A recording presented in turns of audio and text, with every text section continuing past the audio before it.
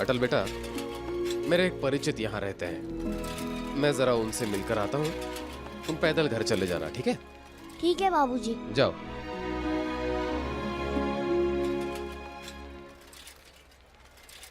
बाबूजी किसी परिचित के पास मिलने गए हैं या फिर उधार मांगने?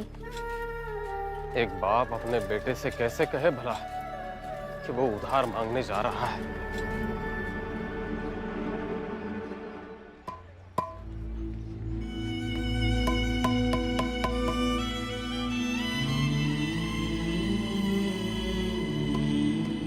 काका, चप्पल टूट गई है, सील दीजिए ना। बैठो।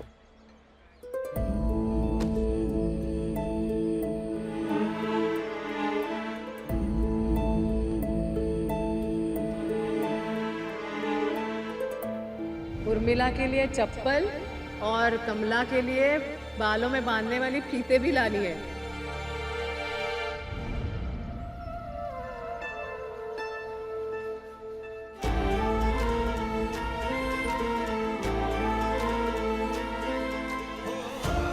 बोलो बाबू, क्या काम है?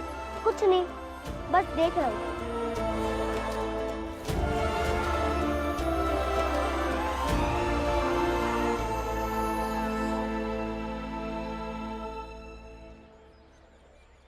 सरस्वती, हाँ माँ। आराम से।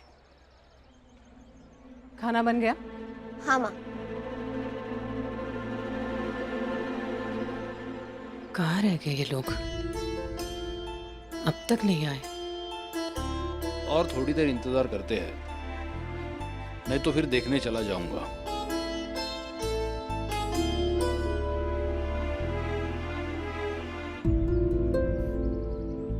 नमस्कार अंग्रेजी शिक्षक महोदय। नमस्कार नमस्कार। हाँ ठीक है ठीक है ठीक है। जल्दी से हमारे सूट बूट का नाप ले लो है, देखना कोई कमी ना रह जाए। जी। तुम जाके तोमर साहब के लिए चाय बना के लेकर आ जाओ। जी।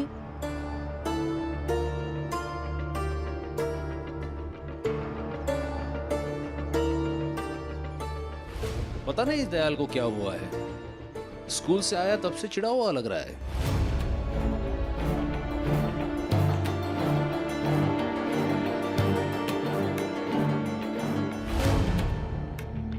ये क्या तुम तीनों एक साथ कैसे? और तुम्हारे बाबूजी कहाँ हैं? अरे अटल, हमें घर आने के रास्ते में मिला। कह रहा था कि बाबूजी कहीं मिलने गए हैं किसी से और इसे पैदल आने के लिए कहा।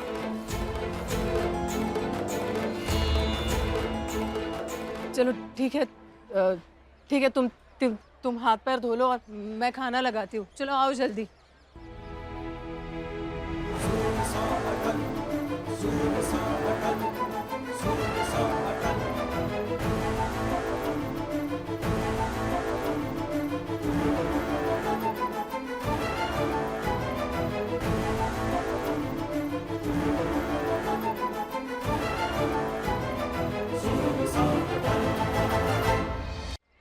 सरस्वती, खाना लगाते हैं तीनों का।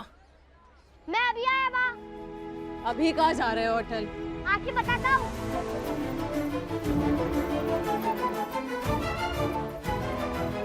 अटल, गुरुजी, आप ये क्या कर रहे हैं?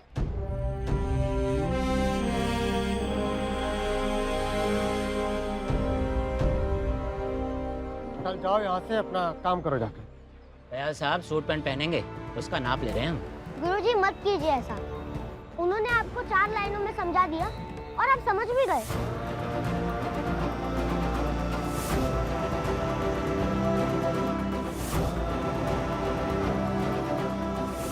आपके हमारी मान्यता उनके 4 लाइनों के सामने हल्की साबित हो गई।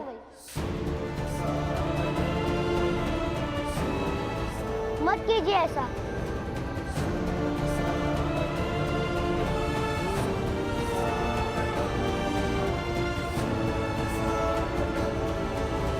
पंडित जी अपने पोते को यहाँ से लेकर जाइए।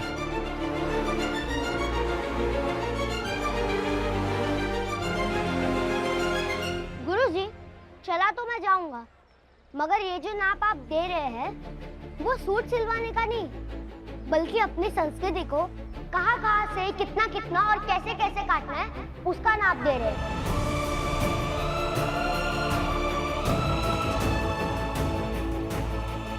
और दादाजी कहते हैं कि व्यक्ति की सबसे बड़ी और सबसे मूल्यवान पोशाक होती है स्वाभिमान, और आप इन्हें अगर नाप लेने देंगे तो ये उसी स्वाभिमान का काट चाट कर पेमन बना देंगे।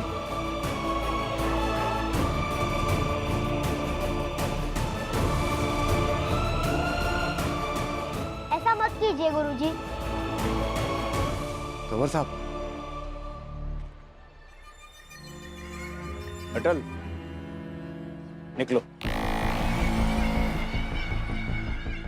तमाशा मत खड़ा करो यहाँ, जाओ घर जाओ। अटल चलो। लेकिन दादाजी। चलो। हाँ, देखना हमारी पोशाक ना एकदम अंग्रेजी स्टाइल में होनी चाहिए। जब पहने तो एकदम अंग्रेज लगे। ठीक है दयाल साहब। अटल बेटा शांत रहो। लेकिन दादाजी मैं कैसे शांत रहता? कल को दयाल गुरुजी धोती की जगह अंग्रेजी वेशभूषा पहनकर आते तो उन अंग्रेजी लोगों का मनोबल और बढ़ जाता, तो किसी को भी डरा कर धमका कर कुछ भी करवा सकते थे। देखो अटल, हर घटना के दो असर होते हैं। भगवान गौतम बुद्ध ने अपने जीवन में पहली बार दुखी और पीड़ित लोगों को देखा तो उससे व्याकुल होकर उन्होंने राजपाट, घर परिवार छोड़कर अपना पूरा जीवन ज्ञान प्राप्त करने में व्यतीत किया। वैसे अगर वो चाहते तो सब कुछ अनदेखा करके अपने राजपाट पर आराम से रह सकते थे, लेकिन उन्होंने कठिनाई का रास्ता चुना, ज्ञान प्राप्त किया और लाखों पीड़ित लोगों की मदद की, समाज को रास्ता दिखाया। गौतम बुद्ध के पहले, उनके बाद बुद्ध जैसे किसी ने पीड़ित लोगों को देखा नहीं होगा, देखा होगा, लेकिन उन्हें उसका कुछ फर्क पड़ा नहीं होगा। इससे यह पता चलता है कि सब कुछ त्याग कर भी केवल 1% लोग गौतम बुद्ध की तरह बन सकते हैं। बाकी के 99% लोग दयाल की तरह सब कुछ देखकर भी अनदेखा करके दिनचर्या में रम जाते हैं, उसको ही अपनी नियति मान लेते हैं, और जो परिस्थितियों के विपरीत अपने सवाल के जवाब ढूंढते हैं वही इतिहास रचते हैं। समझे?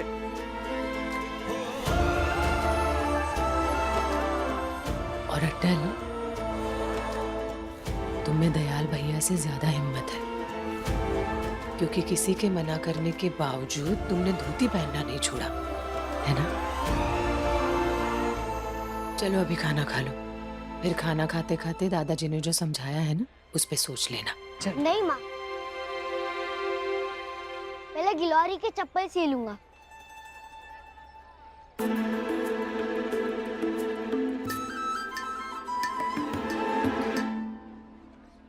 ए, उनकी तरफ देख, गिलोरी मत कहा कर।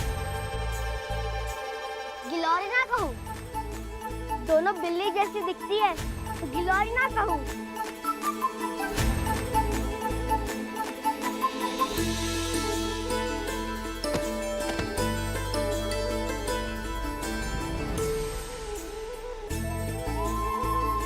सब बाद में मार लेना, पहले सिलने दो।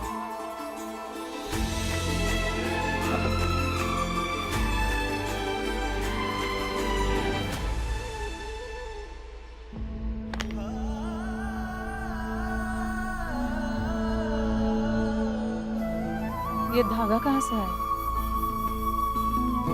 और ये कहाँ से सीखा तुमने? दादाजी, मैंने मोची के दुकान से सीखा है और वही से धागा लाए हो। कुछ काम है बाबू? बताओ, मगर बताऊंगा तो डांटेंगे नहीं ना? नहीं डांटूंगा। मैंने ना आपको देखते देखते चप्पल सिलना सीख लिया है और मेरी बहन की चप्पल टूट गई है। पैसे भी नहीं है मेरे पास सिलवाने के लिए। बाबूजी उधारी मांगने गए हैं मगर पता नहीं उधारी मिलेगी या नहीं। लेकिन क्या आप मुझे थोड़ा सा धागा दे सकते हैं? देता हूँ, रुको।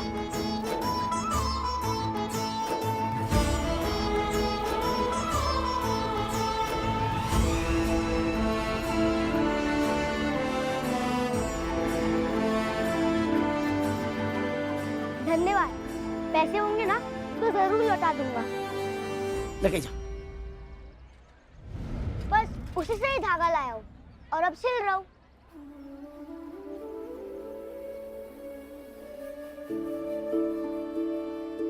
चिंता मत करो गिलोरी, जल्दी सिल दूंगा। और एक बात बतानी थी आप सबको। परसों स्कूल का जो वार्षिक महोत्सव होने जा रहा है उसमें हमारे अटल ने हिंदी माध्यम की तरफ से अपनी दावेदारी प्रस्तुत की है।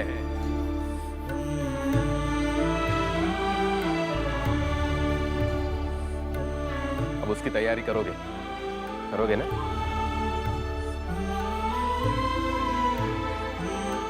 जी बाबूजी।